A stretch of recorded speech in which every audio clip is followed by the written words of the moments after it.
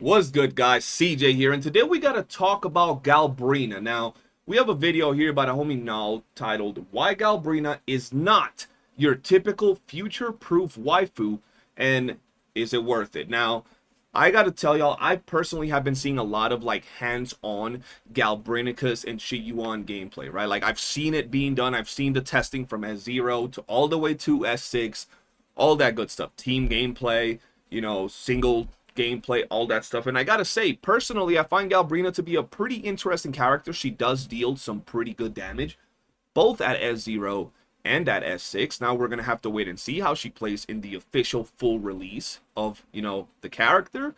But overall, I do feel that she's pretty good. Now, I want to see what Nal has to say regarding why she might not be your typical future-proof waifu. So, with all that being said, let's hop onto the video and see. With a new version coming to the game, new characters are once again the centerpiece of the patch. People spend their money on these units for all sort of reasons. Yes. Maybe they need the character for a team, maybe because the damage is broken, or maybe simply because they just like the character. Yeah. It's been always a hot topic in gacha games. Is this new character actually worth your heart and money, or should you just hold out and save for the next one? Because let's be real, every patch drops another shiny face, and somehow they Ooh, that Galbrina walk was something else. Hold on. I gotta see this again, bro. Hold on. Because let's be real, every patch drops another shiny face, and somehow they always look cooler than the last one. Yeah. It makes the decision even harder. Do you go all in now or wait and risk missing out?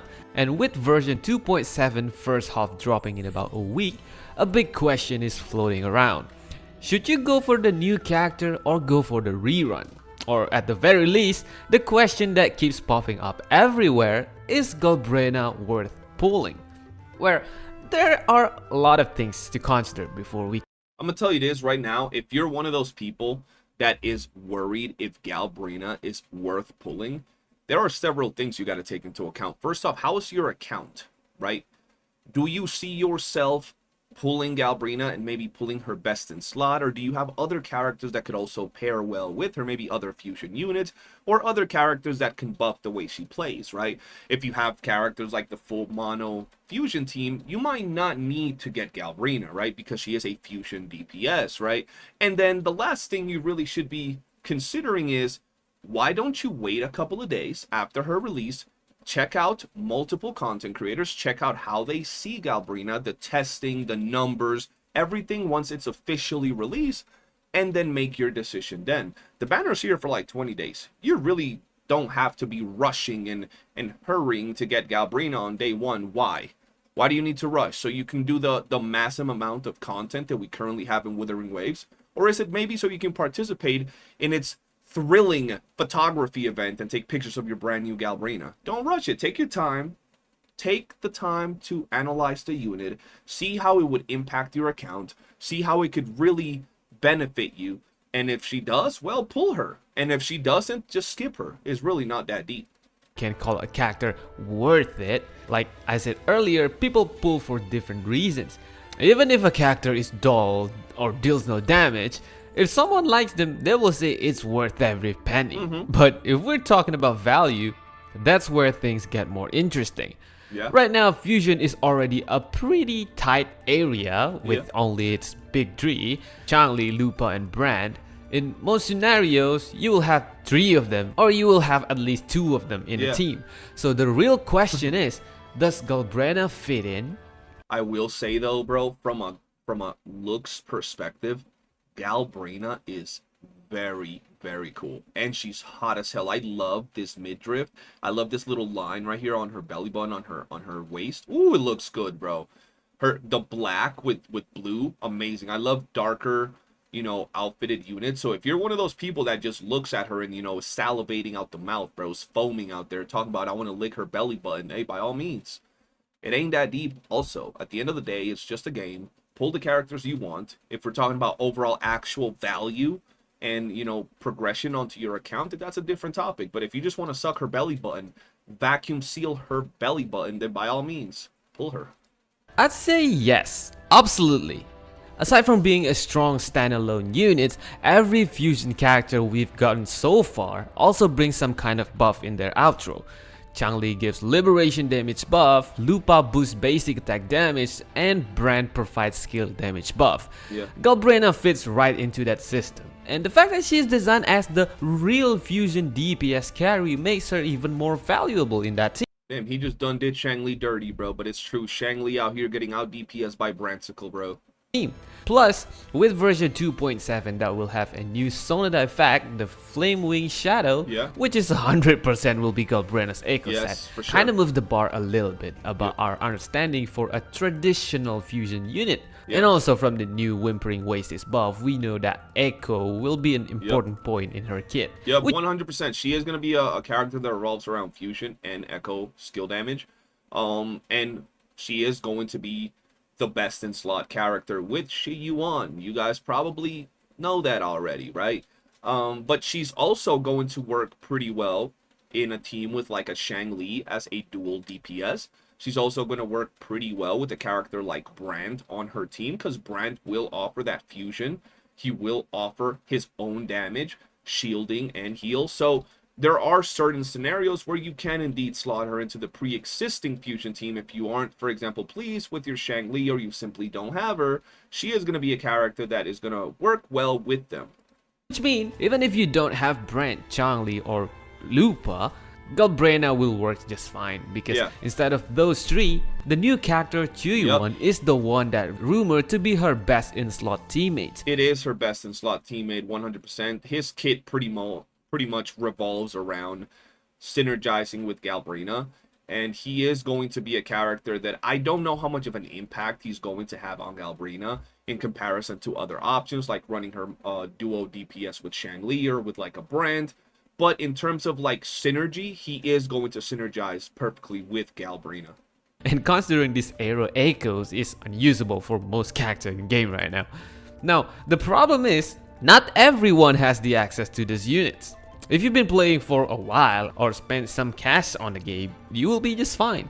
But if you're a new player or your luck is as cursed as mine, is she still worth it? Honestly, I'd still say yes, with some condition. Okay. But before we talk more about this, if you made it this far and you've been enjoying my content lately, or you just stumbled across this one, please consider subscribing, because why not? You guys heard him here first. Go subscribe to the homie now and give your boy a subscription, a like, and drop a comment on both videos. It really helps and motivates me to make more content like this, and smash that like button if you were vibing with sir. it. And now, I hope you enjoy the rest of the video. While Brand, Lupa, and Changli are all strong and can deal solid damage, I think Galbrena feels like the true DPS fusion carry. Don't get me wrong, the others are great, but they function more like a sub DPS in my eyes if we put. He's right. He's right. When you compare the current mono fusion team, it pretty much works that way, right? The mono fusion team is a team where all three deal damage. It's really hard to say that one is a hyper carry when their damages are so close. You could say that, you know, Brand and Shang Li deal more damage than Lupa, but in all reality, they all contribute to the overall rotation, and they don't have a designated hyper carry DPS in the mono fusion team, whereas Galbrina is coming in with your typical, you know, Augusta, Cardathea type of functionality, where she is going to play as the hyper carry fusion DPS. Put it together with Galbrena. As a main carry, Galbrena can pretty much carry most of the contents for new players, which don't really need a complex team comps or endgame optimization yet. Just slap her into a team with whatever you got, and she will do the job perfectly fine by herself, at least until you decide the next character to chase. Since power creep isn't really a big problem in Wuthering Waves, investing in her doesn't really feel risky. But again, what about the F2P players? And here's where it gets a little tricky. While she can still work with most of the free characters in game, her kits lean more towards the echo skill area. And right now, unfortunately, we don't have the best 4-star unit to support her in that area. But thankfully, do we even have a 4-star character that can support echo skill damage? I'm pretty sure we don't. The fact that we don't really hear about her needing a negative status to work is a blessing, because if she did, she'd be way harder to build for the F2P. Think about Zani needing Phoebe to unlock her full damage. I love my baby girl Zani.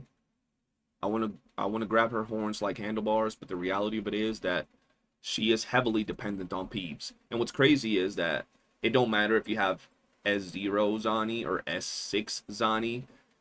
She will deal more damage at S6, but it doesn't change whatsoever the fact that she's reliant on having Peeves to have smooth, buttery rotations. Would have been a nightmare. But instead, with her new set revolving around heavy attack, maybe again, Mortifi could serve as an alternative to support her for now. Yeah. And of course, Shorekeeper is always a reliable option, since she both a crit buffer and a healer in one. Yep. Nobody's complaining about that. Plus, new players still have the access to the starter banners, so grabbing Shorekeeper should not be a huge issue. Unless you've been playing for a year and still don't have her. In that case, you might want to think twice about your decision making, brother. Yes, sir. I don't know what you doing. If you've been playing for over a year, like he said, and you don't have Shorekeeper, I don't know what you doing with your account, bro. Shorekeeper is always going to be a character that makes your rotation smooth. At least for now, it's always been that. And it makes just team building that much easier. You can always slot Shorekeeper anywhere. Even if you're not a fan of, having Shorekeeper on multiple teams, you should always have a Shorekeeper, and that's good. The same way you should probably always have a Mortifi build and a Sanhua build, because at some point, if you don't want to get the best in slot premium character for a unit that's coming out, you can always slot your trusty Mortifi or your trusty Sanhua to help you out. Moreover, looking at Wuthering Wave's track record with character releases, I honestly don't think you need to worry too much about Galbrena's being a bad pull. If there's one thing this game has been consistent with, it's making the new unit feel solid. Yeah, even if true. she doesn't have QU1 right away, or if you're missing some of the so-called must-have teammates, she's still going to perform just fine. Godslayer says, I don't have SK, so what? You also haven't logged in 15 days. So I don't think that applies to you, brother. I don't think that applies to you, bro. Take Yunos as example. She was never really designed to be a DPS character, yet she still hits like a truck, all on her own. That's just how Wuthering Waves design character. They're versatile, they stand on their own, and they rarely, if ever, release someone that feels like a waste. No, I'm not talking about you. Damn. And that's being strays. said, the one thing that I would keep in the back of my her eyes mind. look cool. I hadn't even noticed it like that. Look at this. And that's being said, the one she's out here looking like she got some Renegon type of thing going on, bro. thing that I would keep in the back of my mind is the fact that version 3.0 is creeping up on us. And why is that important? Well, major versions usually bring some kind of big shakeup in how the game plays. Back in 1.x, the meta was straightforward. Yeah. Stack your forte, beat the living daylights out of your enemy, and call it a day. Yes. Then 2.x rolled in and changed things up a little bit with the negative status mechanics and the echo related combat. Yes. Which completely refined how certain characters work. So there's definitely a possibility that 3.x will also introduce a brand new system or combat mechanism that could change the way we value the current unit, including. That's a great point, right? We're right at the end of the 2.0 saga. We're about to go into 3.0, and that pretty much means that we're gonna see a new Sentinel Resonator. We're going to see some new characters. We might see some of the other gameplay mechanics that devs have been cooking up.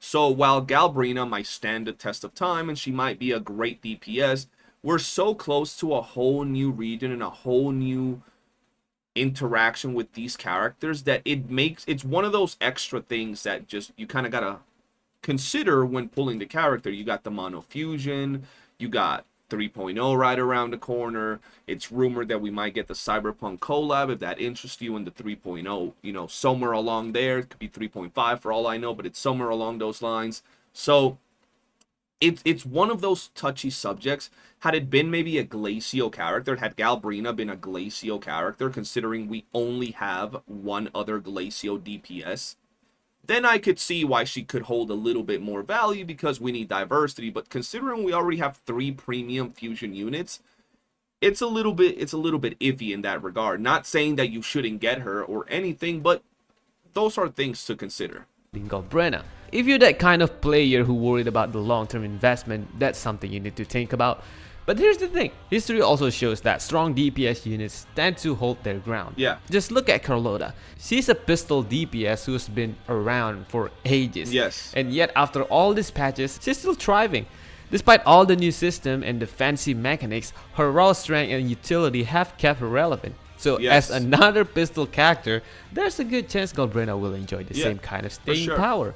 At the end of the day, unless you're the type who wants to min-max for some distant meta that we don't even know yet, you probably don't need to overthink about it. Yeah. Wuthering Waves almost never drops a dud, and I think Galbrina's kit is shaping up both fun and powerful, so Yeah, I'm telling you guys right now, so we did comparisons at S0R1 of Galbrina's premium team versus a level 100 hologram, and we tested her versus the Augusta rotation with Yuno on the team, and versus the Cardathea rotation with Siakona on the team, like live, doing the testings, and all three of those teams perform very, very similar. Like straight up, one round Galbrina could clear faster than both of the other teams, and another round Augusta could clear faster, and maybe another round Cardathea could clear faster. And what you guys got to realize is that it's not just about the damage, but the way they build up set damage. A character like Galbrina can jump into the match and instantly start dealing damage when you rotate into her, whereas a character like Cardathea, you got to build up her abilities, you got to build up her liberation, and then her main source of damage comes from her resonance liberation burst as she's turned into Fleur-de-Lis, right? So there's a lot of different caveats. Speed clears is not how you determine how strong a unit is in all reality, because there's different ways each character plays. But I can tell you at least this. Galbrina is definitely not going to be falling off in damage for a good minute. She's going to stand the test of time, just like characters, like he said, like Carlotta, like Cardathea, like Augusta, and like these characters are going to do. Now, we don't really know if that's really how it's going to play out, but from what we're seeing so far, that's how it feels. whether you're pulling for love, power, or both, you're probably just fine. So yeah, at the end of the day, Galbrina looks like a solid pull. Yeah. She got the damage, she got the style, and she's probably gonna carry a ton of teams without breaking a sweat. 100%. Sure, 3.0 might shake things up, but that's future us problem, right? For now, if you like her, pull for her. Yeah. If you need a fusion carry, roll for her. And if you think she looks cool, guess what? Roll for her. Yeah. Worst case happen, you just ended up with the baddest pistol queen that can burn the enemies. So what do you think? Yeah. Do you think Galbrena is worth the pull? Hey, that was a great video, bro. That's a good video. It's a good conversational type of video regarding a character like Galbrina. I appreciate videos like this because in the video, he's not telling you not to pull Galbrina, and he's also not telling you to absolutely get her. It's a must. He's telling you, analyze what it is that you want, how your account is shaping up to be. If you just like her because she looks hot, get her. If you just like her because you like her playstyle, then get her. You know, we will always have future characters that could shake up how things work, right? It's always going to be like that. If it's not 3.0, it could be 3.2, 3.5, 4.0. But if you like a character right now and you feel that you just want her because of how she looks or because she can make a heavy impact on your account, by all means, go ahead and pull her. I do think she's going to be a very strong character. Personally, I think that there are certain caveats to it, right? If you have the Mono Fusion team, I would advise skipping, unless, once again, we talk about personal preference.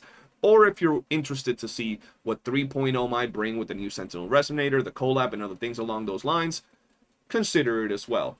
And just check out what other creators are saying about the characters. Check for yourself when we get the character in the game and we get the testing, option that we get every time a new character rolls by. But that's really it when it comes to this video. Good video, and I'll appreciate you for this. And if you guys enjoy it, hit that like button, subscribe, turn on bell notifications, and I'll see you on the next one. Peace.